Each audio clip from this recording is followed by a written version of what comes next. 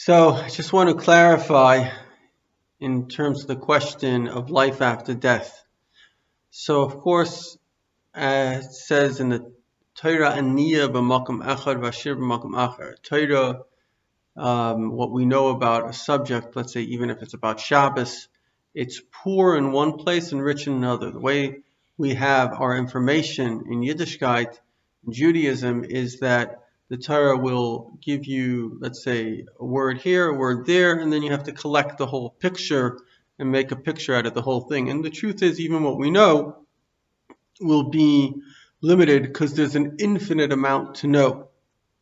But you have to start somewhere, and so you start with everything you know, and you try to put it together and you make a picture out of that thing. So first of all, it pays to look at what's called a klal. Everything is a general rule and a prat and a specific.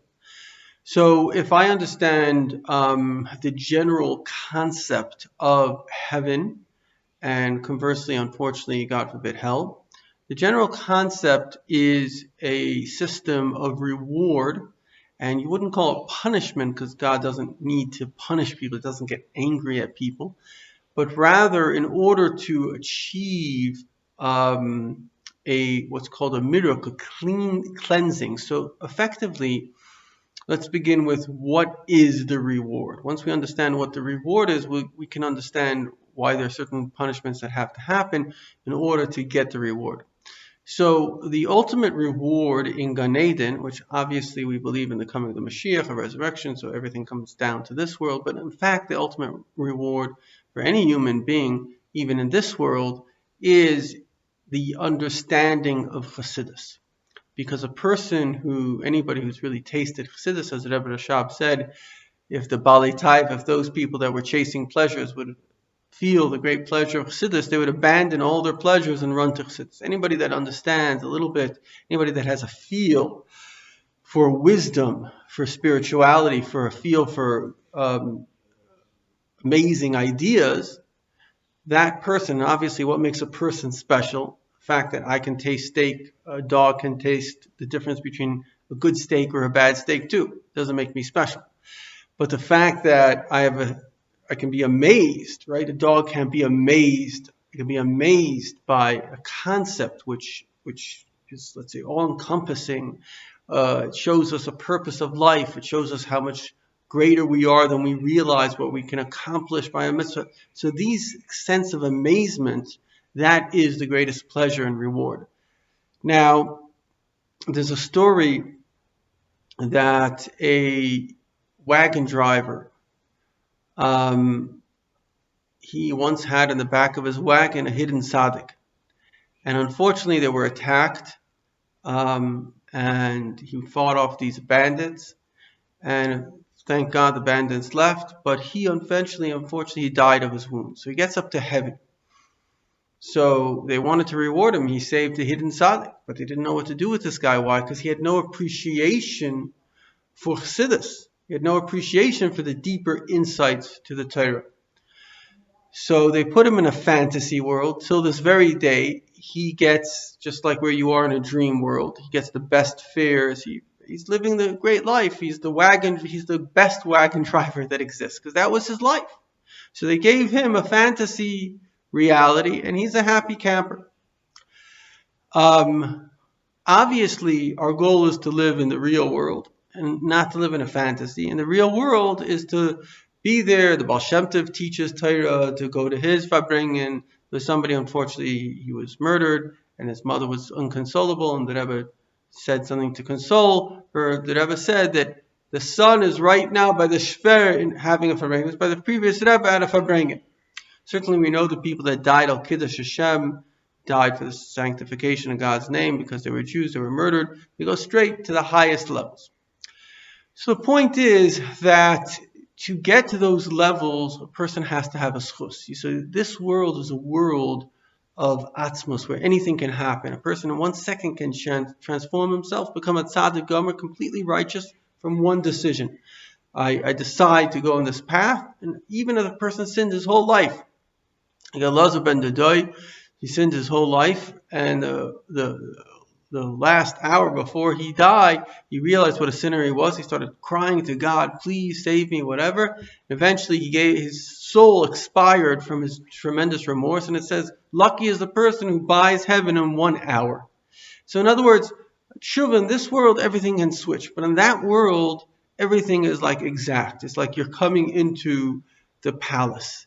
And in the palace, everybody has their place. And you can only achieve based on whatever you achieved here. There is no kind of instantaneous fix like you get over here. Over there, everything is very, very, very organized. And so the soul, obviously, the great pleasure of the soul is to achieve what we call the ziv hashchina, the radiance of godly light, which is really the understanding of great secrets of godliness. And that is something that is a great, great reward.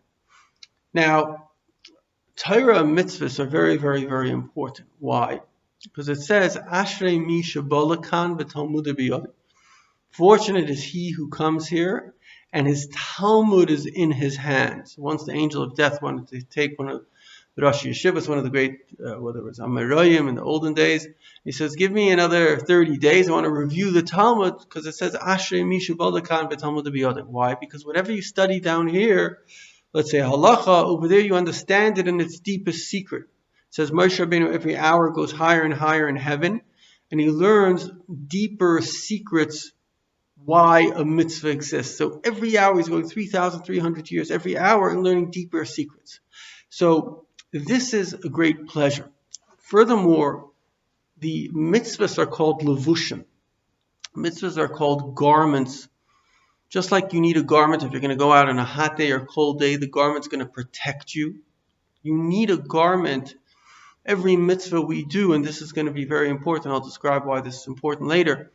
Every mitzvah we do, what this does is allows us this great light to come to us. You need something to protect you in order to be able to absorb that light. So you must have mitzvahs. And that's why it's super, super critical for the souls below, because a mitzvah you can only do in this world. A mitzvah is only great when you have a Yetzer Hara and you overcome it. And therefore, it's only in this world. That world, you don't have the Yetzer Hara anymore. It's only the world of truth. So therefore, the people that are here, for example, it says that every time a person says Kaddish for someone else, it saves that soul from an hour and a half of hell, which is why there's 18 Kaddishes a person wants to say in the day for someone. And that, of course, Shabbos, hell is closed, so it's not an issue, but 18 Kaddishes, that saves the person from 24 hours. So the point is, even more important is doing mitzvah, giving charity, doing things for the person, because that goes into that person's bank account. And that's super critical, particularly for somebody who did not have a lot of mitzvahs. Of course, one of the great teachings of the Baal Shem Tov is, how does the judgment in heaven come about? So we know the judgment comes about that a person is shown scenes. So the example that I usually give is, let's say you're shown a scene, a guy goes through a red light. Could have waited for the green, but he went through the red. So they ask, what do you think about such a person? So, if a person is judgmental, he says, terrible people, amazing what people do. And another scene, and then they say, that was you. And they showed that you did the same thing. So in fact, we become the judge at our own trial. And this is a very, very critical point. Because effectively, one of the most important qualities to get to the table of the king is to have midos tovos, to be a good person. So sure, you need a reward, but at the same time, in order, it's like to get into the palace, you have to be dressed nicely. You can't come into the palace looking like a vagabond. So in order to get you to that level, number one, what does it mean to be a good person? It means to be compassionate, not to be arrogant, not to be judgmental, to be kind. There are other qualities a person has to. A person has to be alert. A person has to not be lazy, right? A person has not to. If you're passionate, like we said before, if you're passionate about, sex and fame, then you have something that needs to. You have a drive that they need to get rid of in order to allow you to come into the palace. You're like your clothing, your soul, which is pure, has been stained with these different colors, whether you call it the black dye or red dye, whatever it is, and they have to cleanse the person of that thing. And therefore, there are many processes in order to cleanse the soul. And one of the big things that we need cleansing for is being arrogant, right? A person, he can't be arrogant when you're coming into heaven. So there are many processes that we go through. The first process, in fact, is what's called chibut hakever, which is that the body is eaten by worms. Now that it says the worm to the body after death is as painful as during life. Why? Because the person identifies with his body. Imagine, God forbid, there was a little worm trying to eat some of you. So it's more than the fact, let's say it didn't hurt for whatever reason, but that's my body, right? It says a person never, God forbid, they lose a finger. They never say, big deal. No, that was my finger. That's your body. You identify with the body. But on the flip side, people that are very humble, we know clearly, as it says, v'nafshi kafla kol tia, if you can be more humble than anyone, you don't even have to be a big tzaddik, but certainly with big tzaddikim, even after 100 years, you could dig up the grave, the person is 100% intact. No worms eat them. Because, and I've personally heard stories of people, they've moved them 20 years after passing to Israel, the wife was eaten, the husband was perfect. This wasn't a religious person, but if a person's truly humble, that person, there are other ways of saying 6 hours a day, Mishnayos, there are different ways that are brought down that a person can kind of not go through that punishment. But again, what is that punishment for? It's to disassociate or humble the person, because then the person says, I have no control. I don't even have control over my body. Remember, the consciousness of a human being is not the body. The body is like your house. You're not your house. You can go out of your house. You are your consciousness. And scientists have tried to find where is consciousness. But consciousness is not in the brain. The consciousness uses the brain. But the brain is not consciousness. Because let's say you hear something and you understand it. Who hears it? Who understands it? So the brain might have helped you in terms of the processing, giving you the information. But ultimately, the you is a soul. It's not a physical thing. And that consciousness is what goes out of the body. And we know there are many people that have near-death experiences, people that sometimes, for whatever reason, my mother-in-law once, she saw herself above herself. She was brushing her teeth. So the consciousness was outside of the body. So the body can function without the consciousness. It's just that the two are attached during lifetime. But the consciousness can function outside of the body. And it's just that your consciousness has had all these bodily experiences, as well as picked up certain habits and desires. And now in order to come to heaven, you have to get rid of some of those bad desires. Obviously, the good desires are good, but you have to get rid of some of the bad desires. An interesting thing, this is just a story, but the concept is true, that the rabbi comes to heaven. So God says, would you like a tour? So he says, yes. So he says, let me show you. He takes him to a room and he sees 3 rabbis and they're pouring over the Talmud and they're loving it. In the corner, he sees a beautiful blonde, drop dead gorgeous, and she's crying and she's crying. So he says, God, I understand these rabbis and they're so happy, but what is she doing here and why is she crying? He says, no, this is her hell.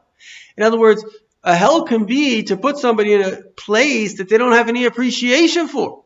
And anyway, so that's one concept. But there's another thing that's quite common. It's called kafakela. And I know somebody that had a near-death experience. I very much encourage you to go to jewsonfire.org, and check out his near-death experience. Amazing story. But make a long story short, this is where a person is transitioned between the reality here. Remember, everything that we experience is just an experience, right? You have a consciousness that's capable of experiencing.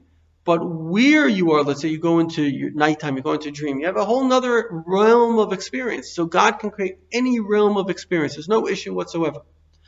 So you have this realm of experience, and then you go from a heavenly experience where you experience this amazing pleasure in godliness back to, your silliness of your steak and back and forth. And you just begin to see how stupid your passions or your silly passions were, and it makes you kind of really regret, why didn't I do more of that? Why was I stuck in that? You see this very often with Bali Tshuva, people who turn to God, they often regret many 40, 50 years of their life that they weren't involved in something more spiritual. So those are really very standard things that pretty much happen to anybody. Then there's a judgment, and the judgment really takes into account everything. It seems that everybody gets to see their entire life, and they take into account every single thing that the person said or did. We're accountable. Certainly what we did to others.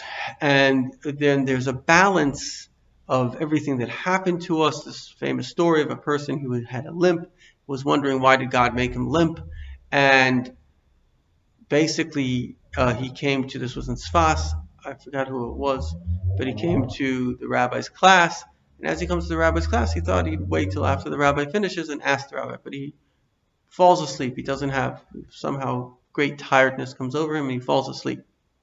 And in his sleep, he sees a dream, and he's brought to the heavenly court. And they're like wagon loads of this person's sin brought by the bad angels. In fact, everything we say and do creates an angel. Maybe we think as well, I'm not sure, but everything we say and do creates a bad angel, or a good angel, conversely. And he had a couple of good angels, and he was losing the case. It was bad news.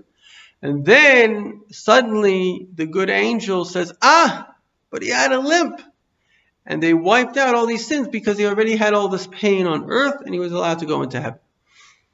So everything is taken into account. As it says, the judge is Hashem. But God forbid if somebody has to go to hell. So generally speaking, there are two types of hell. There's a hell of fire and the hell of ice.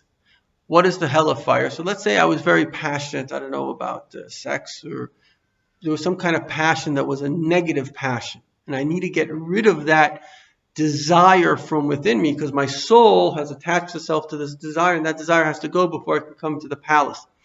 So they'll put you literally in fire. It says the fire of hell is 60 times hotter than the fire of heaven, than the heat of the sun. And that hurts. It really hurts badly. There's a famous story of Rabbi Kiva once saw a man. The man was black, totally black, charred. He said to him, "What's the story?" And he said, well, for whatever reason, he was punished, whatever he did in this lifetime, must have been very bad. And he, by the way, this is very interesting, tzaddikim, holy tzaddikim, they often see souls, and these souls come to them, and they rectify the souls, they help them get into heaven. But so this person was totally black, and his punishment was that he had to run every day and get wood, and they would boil him in excrement. Not cool. And then Rabbi Kiva said, is there any way that you could be saved? He says, yes, if my son says Kaddish. So he went around and he found this little kid who didn't really have much of a knowledge, and he taught him Hebrew, I think. And eventually he said Kaddish, and he was able to save that soul.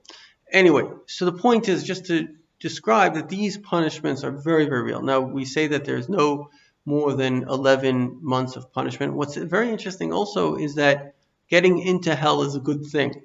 Why? Because at least the person goes into a washing machine, he gets fixed. There can be a worse situation where the person isn't in hell at all. I don't want to go too deeply into how these systems work, reincarnation, but sometimes a soul can wander for thousands of years and they're tormented by bad angels, and it's tremendous torment to that individual. It may not be as painful as hell, but they're not saved. There's a famous story where there was I forgot her name, Bilga or whatever it was.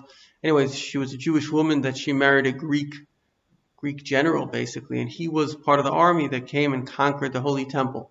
So she came in with the army, and she took her sandal and she beat the Mizbeach. She said, wolf, wolf, how long will you take the money of the Jewish people and not protect them? So Rebbe spoke and he said, look at this Jewish woman. Even though she's married to a Greek general, still, who is she siding for? She's siding for the Jews. So somebody once asked the Rebbe, what are you speaking about? Some lady 2,000 years ago. So the Rebbe said, I saw a soul wandering. She needed to be elevated. So this is one of the great ways that a soul is elevated, through being melamed zchus, through a tzaddik, or through probably maybe even anyone saying something positive about them. So you give them a limud zchus, you show the goodness, so they're able to elevate, they're able to go into heaven. But that meant that her soul was wandering on this earth for 2,000 years. That's not a cool thing. There's also the concept of reincarnation. A person could be reincarnated into an animal, which is not fun, hanging around in a dog. A person could be reincarnated into vegetation. Person can be reincarnated into a rock, which has got to be even worse. You can't even have any scenery. You're just stuck. So, and then I'm not exactly sure how they get elevated. Maybe somebody uses that for a positive thing. But this is very, very serious stuff. It's not, this is people don't begin to realize what we're playing with. This world is like a Disneyland. You can go here, you can go there. But once we get up there, it's very, very serious. Anyway, hope the hell of ice is that, let's say a person's lazy. So they didn't do good things, not because they were malicious, or because they're just lazy. They put them in the ice and they hate. And this is basically how it works. It's that the pain is the counteraction to the pleasure. So let's say you had pleasure in a certain, I don't know, let's call it drugs. So then the pain of that makes you not want the drugs. Because why did you want it? Because it gave you pleasure. Let's say laziness. Laziness felt good to you. You didn't like to be active. But then that laziness became a source of pain. So then you disassociate, because really, what are we connected to? We're connected to those things that give us pleasure, and we abhor those things that give us pain. So if you could take the same stimulus, they even have this with addicts that are alcoholics. Sometimes the court will tell them to have a drug, and this drug, whenever they take alcohol, it makes them throw up, and it's like it's very, very, painful. So the guy's going to stop being an alcoholic. So you're going to stop your addictions because now the pain is worse. But ultimately, the goal is to be in heaven. And I'm going to conclude with, this is why it's super critical for those that love those who have passed on, literally to do everything. First of all, to say the Kaddish, to be a good Jew, because the souls in heaven, they look down, they're very attached to their loved ones. It says you should keep some of your mitzvahs, because when you're in heaven, you can trade in some of the good things you did for the sake of your children. But again, it's only based on what you did on earth. And this is a story, particularly giving tzedakah, sponsoring Kabbalah wisdom, etc., doing good things that will perpetuate this tremendous, tremendous merit for these souls in heaven.